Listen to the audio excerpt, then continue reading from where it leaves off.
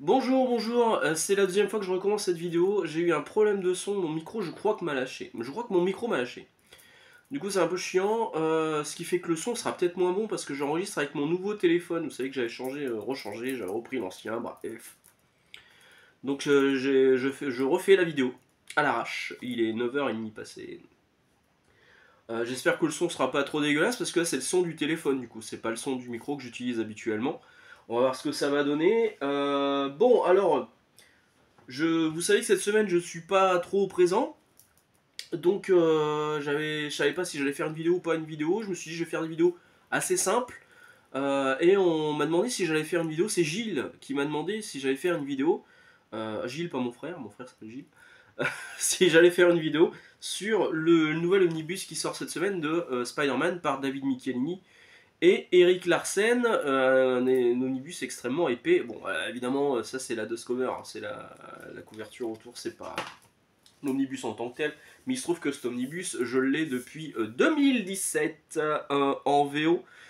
Parce que j'aime beaucoup cette période de Spider-Man. En fait, tout ce que David Michelini a fait sur Spider-Man, Amazing Spider-Man, c'est vraiment très très bien. Donc, quand l'omnibus a été proposé, je me suis dit je fonce. Tout comme là, je suis limite à foncer sur l'omnibus de David Michelini et Mark Bagley qui sort là, maintenant, aux États-Unis, volume 1, et qui est la suite directe de celui sur Eric Larsen que je vais vous présenter aujourd'hui. Alors, on m'a aussi posé la question de savoir si c'était la suite des épisodes de Michelini et McFarlane. Oui, c'est la suite des épisodes de Michelini et McFarlane. Moi, je les ai en Spider-Man Icons, petite collection partie trop tôt.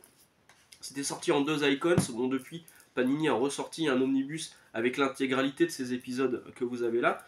Ici, ça se termine avec Amazing Spider-Man numéro 329. Hop, juste là. Et ici, ça démarre avec Amazing Spider-Man numéro 329. Et oui, vous allez avoir un épisode en double. Parce que dans les Spider-Man de David Michelini et Todd McFarlane, pour finir un arc, il y avait un épisode de Eric Larsen que vous retrouvez aussi là-dedans. Peut-être pas pour finir un arc, mais pour faire la transition, bref. Et cet épisode, vous le retrouvez dans l'omnibus qu'il a. En fait, dans l'omnibus, vous avez Amazing Spider-Man 287, 324, 327, tous les épisodes qui sont dessinés par Eric Larsen, mais qui étaient un peu en stand-alone là pour le coup. Puis les épisodes 329 à 350 qui marquent vraiment la collaboration de Michelini et Larsen. Des épisodes de la série Spider-Man qui avait été lancée par Todd McFarlane et où Eric Larsen avait pris la suite, la série de 90. Euh, les numéros 15, numéro 18, les numéros 21, 22, 23. De nouveau Amazing Spider-Man, une fois que ça avait été relancé au numéro 1 en 1999, série avec les épisodes 19 et 21, et des parties de Marvel Comics présente 48-50, Spider-Man 19 et 20. Tout ça, c'est du David Michelini et Eric Larsen, mais il y a aussi du Jim Mosley, il y a du Howard Mackie, il y a du Mark Bagley, mais c'est surtout du Eric Larsen parce que cet omnibus, c'est tout ce qu'a fait Eric Larsen sur Spider-Man. Je pense qu'il y a vraiment tout, je peux me tromper, hein, mais je pense qu'il y a vraiment tout. Et c'est des épisodes qui donc font suite à ce qui avait été fait par Todd McFarlane avec le même scénariste Michelini, mais il n'y a pas forcément obligation d'avoir lu les épisodes de McFarlane pour bien saisir les épisodes d'Eric Larsen.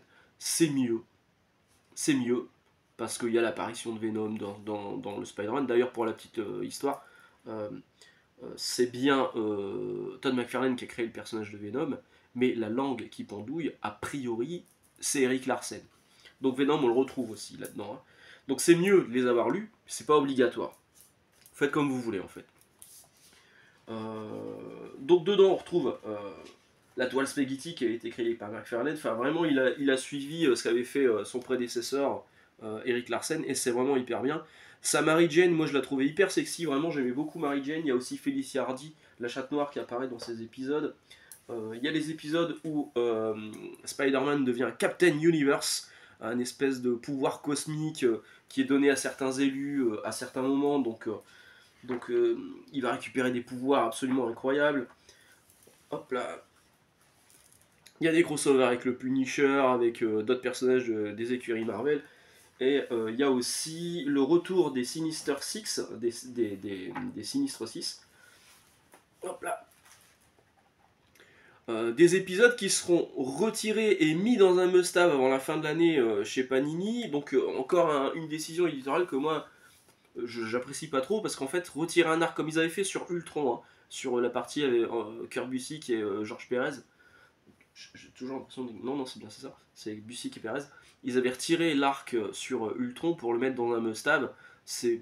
Puis même sur un truc aussi en noir et blanc. Bref, c'est con de faire ça parce que ça fait partie de tout un run. Et là, pareil, pour les épisodes avec les Sinister Six, c'est mieux d'avoir l'omnibus pour avoir tout ce qui s'est passé avant et après, plutôt que juste prendre ces épisodes-là dans un must-have. Donc clairement, moi, c'est un omnibus que je vais vous conseiller. Et maintenant, bon, c'est quand même un omnibus à 80 balles.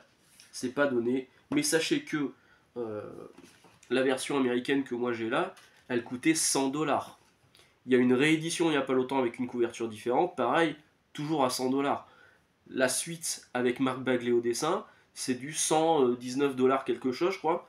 Donc finalement, c'est assez cher, 80 €, mais ça reste moins cher que la VO. Bah, 100 $ à l'époque quand je l'ai acheté, on devait être à peu près à 80 €. Et Et vraiment, c'est un truc qui est. C'est des épisodes qui sont hyper cool. Il y a un moment, il y a Spider-Man qui fait un crossover avec Deathlock. Deathlock qui est ce cyborg venu du futur. Il y a aussi. Hop là. Il y a Hulk et Ghost Rider. Tout ça, c'est des épisodes hyper cool et qui fleurent bon les années 90. Franchement, c'était hyper dynamique. Franchement, quand je les ai relus, moi je les avais lus à l'époque dans Strange. C'était Strange, je sais plus.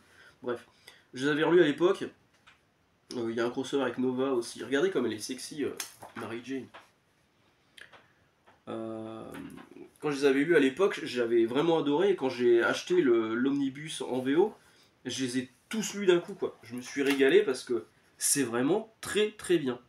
Alors maintenant, la question que je me pose sur la VF, mais la question, comme qui dirait, elle va être vite répondue parce que ça sort là le 3 juillet et au moment où j'enregistre, bah, vous verrez cette vidéo le 2 juillet. C'est est-ce qu'on aura les bonus de fin que proposait cette version américaine. Donc il y avait par exemple des personnages, des croquis sur les personnages pour que Eric Larsen se fasse la main. Il y avait une interview d'Eric Larsen. Eric Larsen, c'est un mec que j'aime beaucoup et qu'on connaît surtout en France pour Savage Dragon parce que c'est son créateur Ond. Et, c'est vraiment une super série, quoi. Hop là. Donc il y a quand même beaucoup de bonus qui sont très très cool. Il y a plein de variants de cover qui sont aussi sur la fin. Enfin, de variants de cover. Euh, des, euh, des covers où Spider-Man apparaissait sur d'autres séries. Tout ça dessiné par Eric Larsen. En fait, tout le travail que Eric Larsen a fait sur Spider-Man, que ce soit sur sa série ou par exemple, je sais pas si on le voit là. Non, c'est un petit peu avant. Hop. Ah, il y a aussi ça aussi. Ça, c'est top. Il y a des pages en crayonné. C'est pareil, est-ce que ça sera présent dans la VF? Je suis pas sûr. Donc, bref, dans les variants de cover, il y a un moment où on voit une cover de Nova. Parce que Eric Larsen travaillait également sur une série Nova à l'époque. Et cette cover de Nova, cet épisode de Nova, vous l'avez pas dans cet omnibus.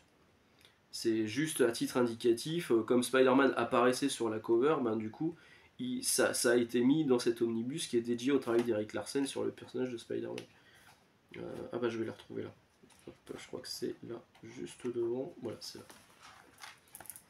Voilà, cet épisode de Nova, vous l'avez pas à l'intérieur de l'omnibus, mais vous avez la cover qui apparaît parce que c'était Eric Larsen qui l'avait dessiné. Voilà, c'est un omnibus que moi je recommande fortement. Si vous vous posiez la question, savoir est-ce que je dois l'acheter ou pas, pour moi vous devriez l'acheter parce que c'est vraiment. Pour moi, il y a quand même. Il y a les 4 dessinateurs qui ont vraiment marqué mon parcours de lecteur sur Spider-Man. Il y a évidemment Todd McFarlane, il y a Eric Larsen, il y a Mark Bagley et il y a John Romita Jr. Alors, vous allez pouvoir me dire aussi Sal Buscema, John Romita Sr., enfin il y en a plein. Hein.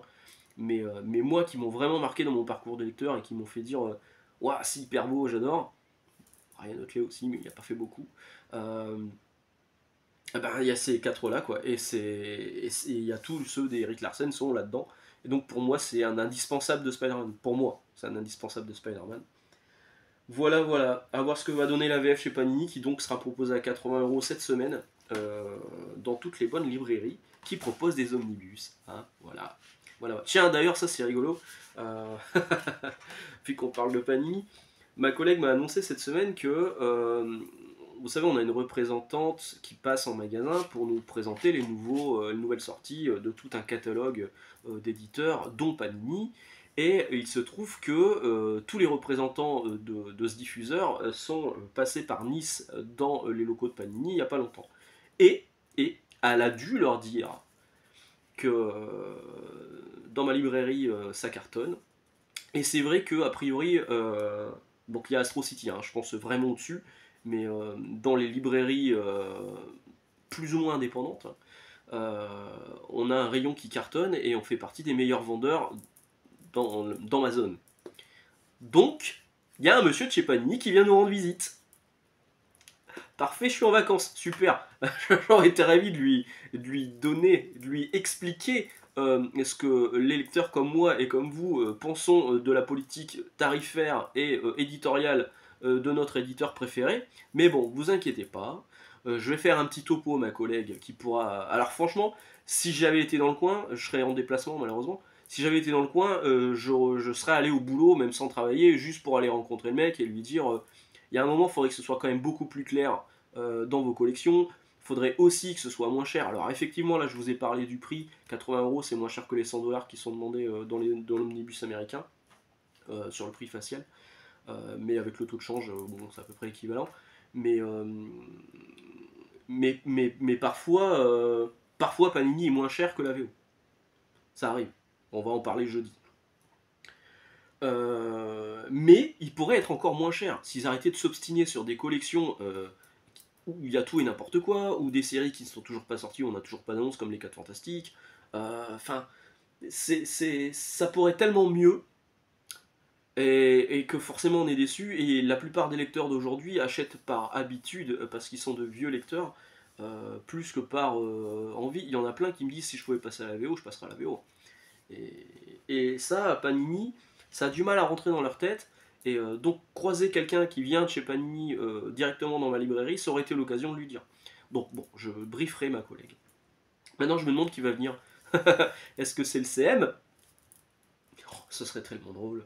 Tellement drôle. Et puis qu'il arrive et puis qu'il voit ma tête. Enfin, non, il n'y a pas de. Si, ma collègue dit regarde, c'est mon collègue. Ce serait tellement marrant. Ben voilà, bref. Achetez l'omnibus de Spider-Man de David Michelini et Eric Larsen, c'est très très bon. Je vous souhaite une excellente journée, excellente lecture et on va se retrouver jeudi. Ciao!